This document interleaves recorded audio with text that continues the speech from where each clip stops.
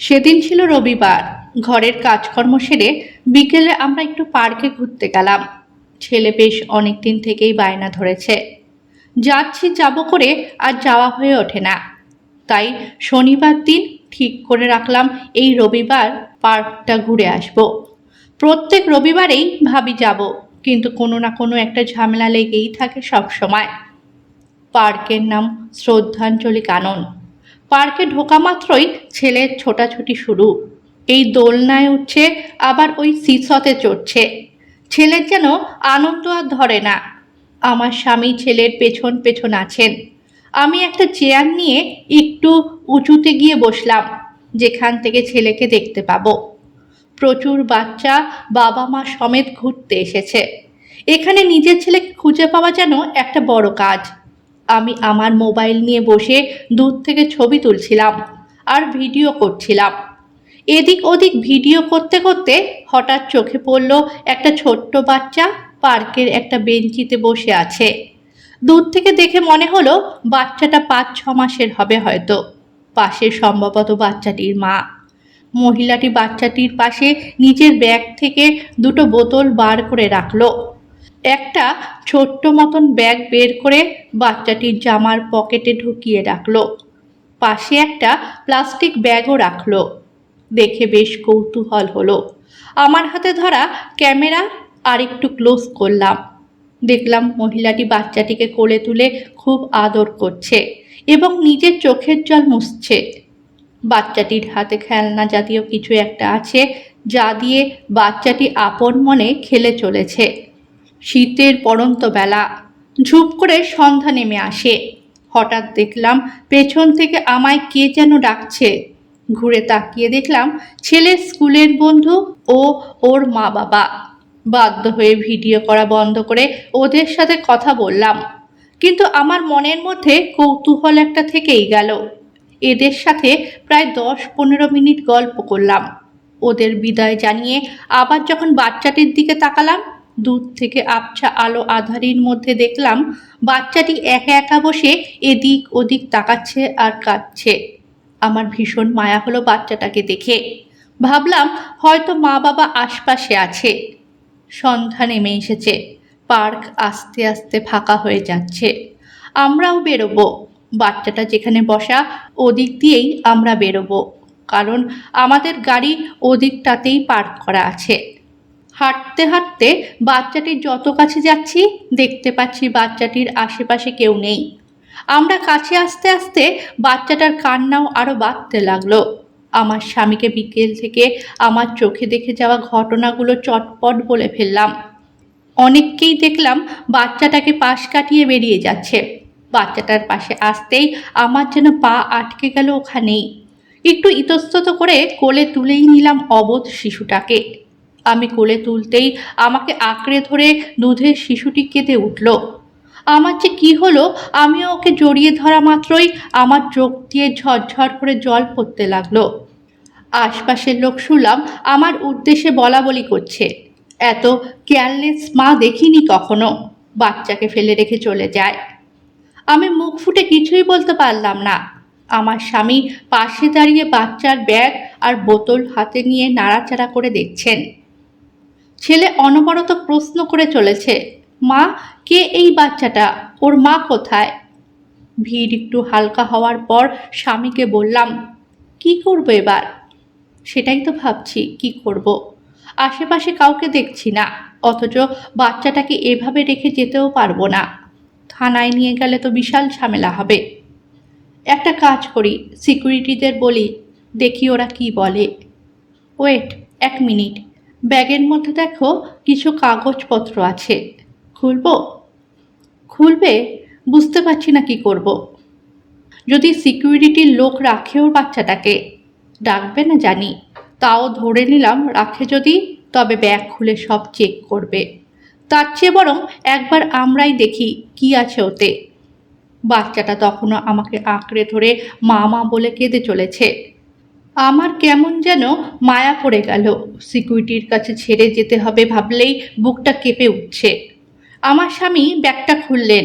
ব্যাগের ভেতর থেকে ছোট ছোট কয়েকটা জামা, একটা দুধের প্যাকেট, ছোট 2 জোড়া জুতো, সোয়েটার আর একটা ভাঁজ করা কাগজ বেরোলো। কাগজটা খুললেন আমার স্বামী। এতে লেখা, কোনো সহৃদয় ব্যক্তি আমার সন্তানকে যদি কোলে তুলে নেন তবে আমি আপনার কাছে চিরঋণী হয়ে থাকব। দয়া করে ওকে পার্কের বেঞ্চিতে ফেলে রেখে যাবেন না। আমি খুব চাপে পড়ে বাচ্চাটাকে এইভাবে ফেলে রেখে গেছি। আমার কোনো উপায় ছিল না। দয়া করে আপনারা থানা পুলিশ করবেন না। এতে চারিদিকে কথাটা জানাজানি হয়ে গেলে আমি মহা বিপদে পড়ে যাব। আপনারা যদি নিজের কাছে রাখতে না পারেন তবে কোনো অনাথ আশ্রমে রেখে আসবেন। এইটুকু দয়া ভিক্ষা করছি আপনাদের কাছে। ইতি অভাগিনী মা। চিঠি পড়া শেষ করে স্বামী বললেন, এবার কি করা যায় বলো? যদি পুলিশকে না জানিয়ে নিয়ে যাই আর কখনো কেউ খোঁজ খবর করে তখন তো আমরাই বাচ্চা চুরির দায়ে ফেঁসে যাব। বিপদ কি যেচে পড়ে ঘরে নিয়ে যাব? কি করব ঠিক বুঝতে পারছি না। আচ্ছা, এক কাজ করলে হয় না? আজ এখান থেকে বাচ্চাটাকে ঘরে নিয়ে যাই, কাল সকালে লক্ষণ কাকার সাথে না হয় যোগাযোগ করে সব কথা পরিষ্কার করে বলবো। তখন দেখি তিনি কি পরামর্শ দেন। কারণ এখন যদি সিকিউরিটিকে বলি তো এই নিয়ে আবার জল খোলা হবে, থানা পুলিশ করে হুলস্থুল কাণ্ড বেঁধে যাবে। লক্ষণ রায় চৌধুরী আমার বড় কাকা, পুলিশের একজন উচ্চপদস্থ কর্মকর্তা। স্বামী স্ত্রী মিলে ঠিক করলাম সেই ভালো। পার্ক থেকে বাচ্চাটাকে কোলে নিয়ে বেরোবার সময় এদিক ওদিক কেবল তাকিয়েছি, যদি ওর মায়ের কোনোভাবে দেখা পাই। ঘরে ফিরে এলাম। ফ্ল্যাট বাড়ির দরজা বন্ধ করলে আশপাশের আর কারোর কোনো খবর পাওয়ার সুযোগ নেই। ঘরে এসে দুধের শিশুটাকে গরম জল দিয়ে ভালো করে হাত পা মুছিয়ে দিয়ে ওর মায়ের দেওয়া একটা ড্রেস পরিয়ে দিলাম। বাচ্চাটার গায়ে সোয়েটার খুলতে গিয়ে দেখলাম সোয়েটারের পকেটে একটা ছোট্ট গলার চেন আর দুটো কানের দুল। জিনিস দুটো আবার ব্যাগের মধ্যে ঢুকিয়ে রেখে দিলাম। কখন কোন সময় বাচ্চা কি খায় কিছুই জানি না, তবে এতটুকু বুঝতে পারলাম বাচ্চাটির এখনো মুখে ভাত হয়নি। রাতে এসেই আগে কাকাকে ফোন করে সব বললাম। কাকা বললেন, এভাবে বাচ্চাটাকে ঘরে আনা তোমাদের ঠিক হয়নি। প্রথমেই লোকাল থানায় নিয়ে যাওয়া উচিত ছিল। তারপর ওরা হাসপাতালে নিয়ে গিয়ে বাচ্চার যদি প্রপার ট্রিটমেন্টের প্রয়োজন হয় সেখানে ট্রিটমেন্ট করিয়ে কোনো অরফানেজে রাখবে। তারপর 3 মাস দেখতে হবে। বাচ্চার খবর যদি ততদিনে কেউ না করে তখন তোমরা অ্যাডপ্টেশনের জন্য অ্যাপ্লাই করতে পারবে। আমি বললাম, সে তো বিশাল ঝামেলা কাকা। হ্যাঁ, ঝামেলা তো একটু হবেই। ঠিক আছে, আজকে যখন নিয়ে এসেছো তখন রাতটা তোমাদের কাছেই রাখো। কাল খুব তাড়াতাড়ি লোকাল থানায় গিয়ে ডায়েরি করবে, তারপর দেখা যাক কি হয়। ঠিক আছে কাকা, তুমি একটু থেকো আমাদের পাশে। সে আর বলতে হবে না রে, আমি আছি তোদের সাথে। পরদিন সকালে উঠেই বাচ্চাটাকে চান খাওয়া করিয়ে নিয়ে গেলাম লোকাল থানায়। গতকাল থেকে যা যা ঘটেছিল সব বললাম। ওসিও বড় কাকার মতন একই কথা বললেন, গতকাল কেন নিয়ে এলাম না। যাই হোক, দুধের শিশুটাকে ওদের হাতে তুলে দিয়ে ঘরে এলাম, কিন্তু আমার কোনো কিছুতেই মন বসছিল না। শুধু ওই মুখটা ভাসছিল, মাথা ভর্তি এক ঝাঁক কোকড়ানো চুল, ফর্সা রং, চোখগুলো টানা টানা। পরের দিন থানাতে গিয়ে জানতে পারলাম ওকে হাসপাতালে রাখা হয়েছে। বাচ্চাটাকে একটু দেখার জন্য ছুটলাম হাসপাতালে। খবর নিয়ে জানতে পারলাম বাচ্চাটাকে বেবি ইউনিটে রাখা হয়েছে। ওখানে ডাক্তারের সাথে কথা বলে বাচ্চাটাকে দেখার জন্য ভেতরে ঢুকলাম। দেখলাম হাতে স্কেল লাগিয়ে হাত সোজা করে স্যালাইন দেওয়া হচ্ছে। নার্সকে জিজ্ঞাসা করতে বলল শরীরে প্রচুর পুষ্টির অভাব, তাই স্যালাইন দিতে হচ্ছে। জিজ্ঞেস করলাম, কদিন রাখতে হবে হাসপাতালে? নার্স বলল যে ডাক্তার এখনো কিছু বলেননি। তারপর নার্স জিজ্ঞেস করলো, বাচ্চাটা আপনার কে হয়? শুনলাম থানা থেকে এনে এখানে রাখা হয়েছে। আমি কি বলবো খুঁজে পেলাম না। তখন স্বামী বললেন, ওকে পার্কে পেয়ে আমরা থানায় তুলে দিয়েছি, তাই একটু দেখতে এলাম কেমন আছে। নার্সের যেন কৌতূহলের শেষ নেই। কিভাবে পেলাম, কি করে নিয়ে এলাম ইত্যাদি ইত্যাদি প্রশ্ন করতেই লাগলো।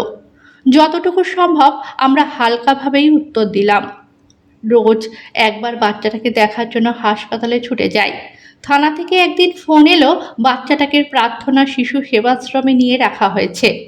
সেখানে 3 মাস রাখতে হবে, তারপর অ্যাডপ্টেশনের জন্য আর্জি জানাতে হবে। থানা থেকে ঠিকানা নিয়ে প্রত্যেক সপ্তাহে আমরা 3 জন সেখানে যেতাম। সেই আশ্রমের মুখ্য কর্তার সাথে কথা বলে রেখেছি, যদি কখনো কেউ খবর করে তখন যেন আমাদের জানানো হয়। আর যদি 3 মাস কেউ খবর না নেয় তবে আমরা ওকে অ্যাডপ্ট করব। আর যেন কাউকে দেওয়া না হয়। আশ্রমটা বেশ সুন্দর, ছিমছাম, পরিষ্কার, শান্ত পরিবেশের মধ্যে রয়েছে। প্রায় 50-এর কাছাকাছি ছোট বড় বাচ্চা আছে এখানে। অনাথ আশ্রমটি একটি প্রাথমিক শিক্ষা পর্ষদের অধীনে। আশ্রমটি সরকারের সমাজ কল্যাণ দপ্তর থেকে পরিচালনা করা হয়। যারা একটু বড় তাদের স্কুলে ভর্তি করা হয় এই দপ্তরের মারফত। যারা একেবারে শিশু তাদের দেখাশোনার জন্য কয়েকজন আয়া নিযুক্ত করা হয়েছে। প্রথম থেকে 10ম শ্রেণী পর্যন্ত এখানে পড়ানো হয়। তারপর কোনো হায়ার সেকেন্ডারি স্কুলে ভর্তি করানো হয়। পড়াশোনার পাশাপাশি এখানে বৃত্তিমূলক প্রশিক্ষণও দেওয়া হয়। এছাড়া গান, কবিতা, নাটকের পাঠ তো আছেই। আমি সপ্তাহে প্রায় 3 দিন আশ্রমে যেতাম। এই আসা যাওয়ার ফলে ওদের সাথে আমার একটা আত্মার সম্পর্ক গড়ে উঠেছিল। ওরা নিজেদের মধ্যে খেলাধুলা করত। কেউ কেউ রং তুলির মধ্যে দিয়ে নিজেদের মনের ভাব প্রকাশ করার চেষ্টা করত। দেখতে দেখতে 3 মাস কেটে গেল। ওর খোঁজ করতে কেউ এলো না। মনে মনে যেন একটু স্বস্তি বোধ করলাম। বড় কাকার সাথে কথা বলে একজন ভালো উকিল ধরে কাগজপত্র সব রেডি করা হলো। অনাথ আশ্রমের সাথে সাইসাবুত সম্পন্ন করে মেয়েকে এনে ঘরে তুললাম। ছেলে তীর্থায়নের সাথে মিলিয়ে মেয়ের নাম রাখা হলো তিলোত্তমা। ঘরে তিস্তা বলে ডাকি। ভাই বোন দুটিতে ভীষণ মিল। দুজনে আস্তে আস্তে বড় হয়ে নিজেদের কর্মব্যস্তময় জীবনে জড়িয়ে পড়ল। 24 বছর পর আজ আমার মেয়ের বিয়ে। একটু পরে ছেলের বাড়ি থেকে গায়ে হলুদের তত্ত্ব আসবে। হলুদ শাড়ি পরে খোপায় হলুদ লাল ফুলে মেয়েকে ভীষণ মিষ্টি লাগছে। মেয়ের বন্ধুরা ওকে নিয়ে বাইরের উঠোনে নাচ গান আনন্দ করছে। ছেলে বোনের বিয়ের জন্য ছুটি নিয়ে এসেছে। বোনের বিয়েতে যাতে কোনো ত্রুটি না থাকে সেদিকে তার তীক্ষ্ণ দৃষ্টি। আমিও বিয়ের কাজের জন্য এদিক ওদিক কাজে ব্যস্ত। সিকিউরিটি এসে খবর দিল বাইরে একজন মহিলা আমার সাথে দেখা করতে চাইছে। আমি ওকে জিজ্ঞেস করলাম, কি নাম, কেন এসেছে? সিকিউরিটি বলল, মহিলাটি নিজের নাম বলল মিনতি। আপনার সাথে কি জরুরি কথা আছে। আমি মনে মনে একটু ভয়ই পেলাম। আজ মেয়ের বিয়ে, বিয়ে নিয়ে কি কেউ কিছু বলতে এসেছে? আর সময় নষ্ট না করে বাইরে গেটের সামনে গিয়ে দেখলাম মহিলাটি দাঁড়িয়ে আছে। সিকিউরিটি মহিলাকে দেখিয়ে দিয়ে ওখান থেকে চলে গেল। জিজ্ঞাসা করলাম, আপনি কি আমার সাথে দেখা করতে এসেছেন? সাধারণ একটা ছাপার শাড়ি পরা, হাত খোপা বাঁধা, মুখে কষ্টের ছাপ স্পষ্ট। বলল, আপনি কি কাকুলি দেবী? বললাম, হ্যাঁ। বলল, বহু কষ্টে আপনার ঠিকানা জোগাড় করে এখানে এসেছি। বললাম, কি চাই বলুন? বলল, আপনার কাছে কেবল একটা কথা জানতে এসেছি। আমার ভেতরটা ধক করে উঠল। কি জানতে চাই এই মহিলা? বললাম, কি এত জরুরি খবর জানতে চাইছেন যে কষ্ট করে আমার ঠিকানা আপনাকে জোগাড় করতে হয়েছে? মহিলাটি বলল, 24 বছর আগের একটা ঘটনা। এক মুহূর্তে হারিয়ে গেলাম আমি 24 বছর আগে। মনে পড়ে গেল পার্কের সেই বিকেল। মহিলাকে কিছু বুঝতে না দিয়ে জিজ্ঞাসা করলাম, 24 বছর আগে মানে? বলল, 24 বছর আগে আপনি পার্ক থেকে একটা বাচ্চা নিয়ে এসেছিলেন। মনে আছে নিশ্চয়ই আপনার? মহিলাটি কথা বলছিল খুব কষ্টে, ভীষণ কাশছিল কথার মাঝে মাঝে। একটু রুক্ষ স্বরেই বললাম, মানে কি বলতে চাইছেন আপনি? বলল, দেখুন, আমি জানি আমার মেয়ে আপনার কাছে আছে। শুধু একবার চোখের দেখা দেখতে চাই মেয়েকে। আমি মেয়ের কোনো দাবি নিয়ে এখানে আসিনি। কথার মাঝেই দেখলাম আমার স্বামী এদিকে আসছেন। আমাকে গেটে দাঁড়িয়ে কথা বলতে দেখে বললেন, কি হয়েছে, এখানে কার সাথে কথা বলছো? আমি ওকে ডেকে বললাম, তন্ময়, এদিকে এসো। আমার স্বামী গেটের কাছে এলে আমি বললাম, ইনি মিনতি। কে মিনতি? এখানে কি চাই? তুমি কি ওনাকে চেনো? বললাম, আগে চিনতাম না, এইমাত্র পরিচয় পেলাম। কি পরিচয় পেলে? কে উনি? বললাম, উনি সেই যিনি 24 বছর আগে পার্কে নিজের বাচ্চাকে ফেলে রেখে গেছিলেন। তন্ময় আমার দিকে তাকিয়ে বলল, উনি বললেন আর তুমি ওনাকে বিশ্বাস করে নিলে? কি প্রমাণ আছে? মহিলাটি ব্যাগ থেকে একটা সাদা কালো ফটো বের করলো, নিজের ছবির সাথে মেয়ের ছবি, ছবির পেছনে আবছা লেখা মামুনি। বলল, বিশ্বাস করুন, আমি মিথ্যে কথা বলছি না, আর আমি মেয়ের কোনো দাবি নিয়েও আসিনি। শুধু একটিবার চোখের দেখা দেখতে এসেছি, আর কিছু চাই না আমি। কথা বলতে বলতে মহিলাটির চোখের জল মুছছিল। তন্ময় বলল, আর কি প্রমাণ আছে মেয়েটি যে আপনার? আর এত বছর ছিলেন কোথায়? দুধের শিশুটিকে এইভাবে ফেলে রেখে চলে গেছিলেন, তখন কষ্ট হয়নি? মহিলাটি কাঁদতে কাঁদতে বলল, দেখুন, তখন আমি নিরুপায় ছিলাম। জীবনের একটা ভুল ঢাকতে গিয়ে মেয়েকে এইভাবে ফেলে চলে আসতে হয়েছিল। এর শাস্তি ভগবান আমায় দিয়েছেন। বাবার পছন্দ করা পাত্রের সাথে আমায় বিয়ে দিলেন। যিনি আমায় বিয়ে করে ঘরে তুললেন, কোনো এক সূত্রে তিনি আমার আগের জীবনের কথা জানতে পেরে আমায় ওনার জীবন থেকে চিরতরে বিদায় দিলেন। আমার জীবনের ভুলের মাসুল আমায় গুনতে হলো। বাবার বাড়িও ঠাঁই পেলাম না। আমার স্বামীর পরিচিত একজনকে নিজের দাদার মতো দেখতাম। উপায়হীন হয়ে ওনার দ্বারস্থ হলাম। বললাম, দাদা, যেভাবে হোক আমায় কিছু একটা কাজে ঢুকিয়ে দিন। তিনি প্রথমে একটা বাড়িতে আমাকে নিয়ে গেলেন। সেখানে একটা ছোট্ট বাচ্চার আয়ার কাজের জন্য ওনারা আমাকে রাখলেন। সেখানে আরেকজনও কাজ করত, সারা দিন রাত থাকতো। কিছুদিন বেশ ভালোভাবেই কাজ চলছিল। সদ্য বাচ্চাকে ফেলে আসা অভাগিনী মা আমি। ওদের বাচ্চার মধ্যে নিজের ফেলে আসা মেয়ের মুখ ভাসত, তাই ওর যত্নের কোনো ত্রুটি রাখতাম না। বাচ্চার অন্নপ্রাশন খুব আড়ম্বর করে হলো। প্রচুর সোনাদানা জিনিসপত্র পেয়েছে। সেখান থেকে একটা গলার চেন একদিন পাওয়া গেল না। যেহেতু আমি সারাদিন বাচ্চাকে দেখি, তাই সবার সন্দেহ আমার উপরেই পড়ল। আমাকে ঘরের লোক নানানভাবে বোঝালো সত্যিটা স্বীকার করে নিতে, কিন্তু আমি যেখানে চুরি করিনি সেখানে কি সত্যি স্বীকার করব? যতই বলি না কেন চুরি করিনি, ওরা কোনোভাবেই বিশ্বাস করলো না। শেষ পর্যন্ত ঘরে পুলিশ আনা হলো। পুলিশ অনেক খোঁজাখুঁজি করে ওই কাজের বউটার ব্যাগে সোনার চেন ও ওর হাতের ছাপ পেল। তারপর থেকে ওরা বলা সত্ত্বেও আমি আর ওই বাড়িতে কাজ করিনি। বাচ্চাটার জন্য খুব মায়া হতো, কিন্তু একবার যারা অবিশ্বাস করেছেন, ভবিষ্যতে তারা আবারও অবিশ্বাস করতে পারেন, তাই আর থাকার মন রইল না। আমি সেই দাদার কাছে গিয়ে সব কথা বললাম। তারপর তিনি একটা এনজিওতে সামান্য বেতনের চাকরিতে ঢুকিয়ে দিলেন। তখন আমার কাছে মাথা গোঁজার ঠাঁইটা বেশি জরুরি ছিল। তখন থেকে ওই এনজিওর সাথেই যুক্ত আছি। বিশ্বাস না হয় আমি এই যে ঠিকানা দিচ্ছি, আপনারা খোঁজ করতে পারেন, বলে ব্যাগ থেকে এনজিওর ঠিকানা লেখা একটা কার্ড বের করে দিল।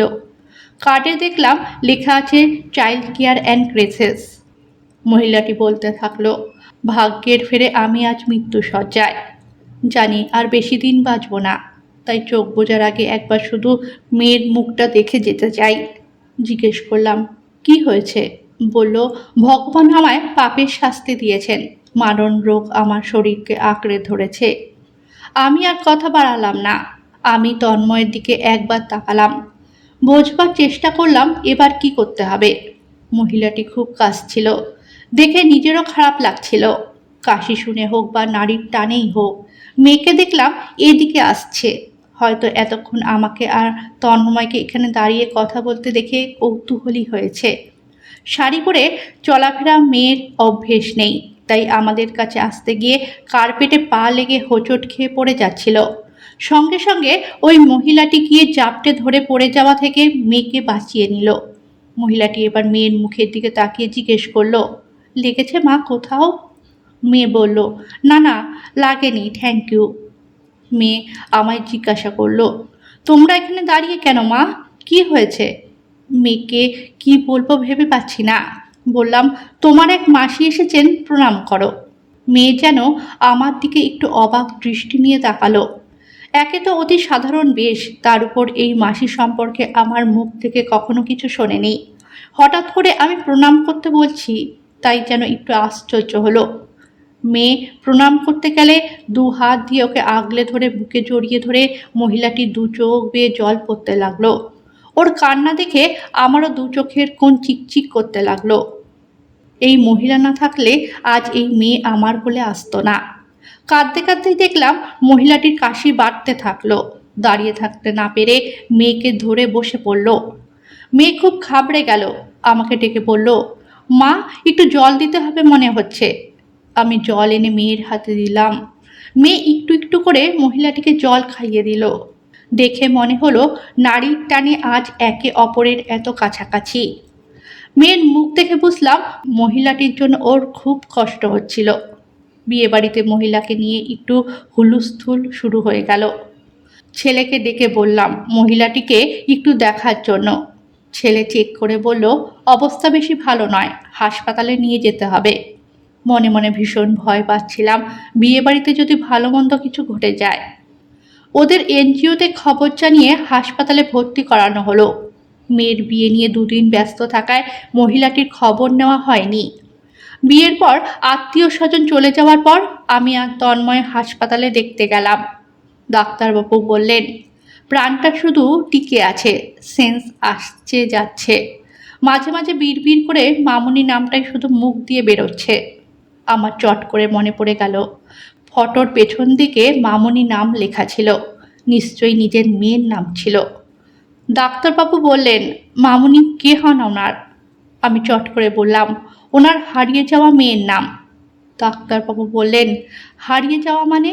বললাম, ছোটবেলা মেয়ে হারিয়ে গেছিল, এই কদিন হলো ফিরে পেয়েছেন। ডাক্তারবাবু বললেন, আপনি কি চেনেন? নিয়ে আসতে পারবেন মেয়েকে? পূর্ণ আত্মবিশ্বাস নিয়ে বললাম, হ্যাঁ পারবো। কেবিনের বাইরে এসে তন্ময় বলল, কি বলছো, ভেবে বলছো তো?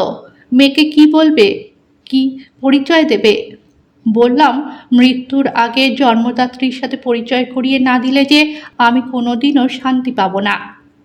তন্ময় বলল, মেয়ের মনের কি অবস্থা হবে বুঝতে পারছো? এখন বিয়ে হয়ে গেছে, শ্বশুর বাড়ি জানাজানি হয়ে গেলে ওর কি অবস্থা হবে? বললাম, কিছু হবে না, কেউ জানবে না, শুধু মেয়ে নিজের মাকে মা বলে জানতে পারবে। তন্ময় বলল, আমার কিন্তু টেনশন হচ্ছে, কিভাবে রিয়্যাক্ট করবে ও। বললাম, বেশি ভেবো না, চিন্তা করে লাভ নেই, যা হবার হবে। ওরা পরশু সকালে বেঙ্গালুরু ফিরে যাচ্ছে, আজই ওকে খবর দেব একবার আসার জন্য, কারণ এই মহিলার কখন কী হবে বুঝতে পারছি না, যা করার তাড়াতাড়ি করতে হবে। হাসপাতালে বসেই মেয়েকে ফোন করলাম, বললাম, তুই কি একটু বেরোতে পারবি এখন? বলল, কেন মা, কি হয়েছে? বললাম, ফোনে বলতে পারবো না, তুই যদি এখন আসতে পারিস তবে তোর বাপি গাড়ি নিয়ে গিয়ে তোকে নিয়ে আসবে। বলল, ঠিক আছে আসছি। তন্ময় মেয়েকে আনতে বেরিয়ে গেল। আমি একা একা হাসপাতালে কেবিনের বাইরে বসে আকাশ পাতাল ভাবছি, মেয়ে কথাগুলো কিভাবে নেবে? আমাদের ভুল বুঝবে না তো?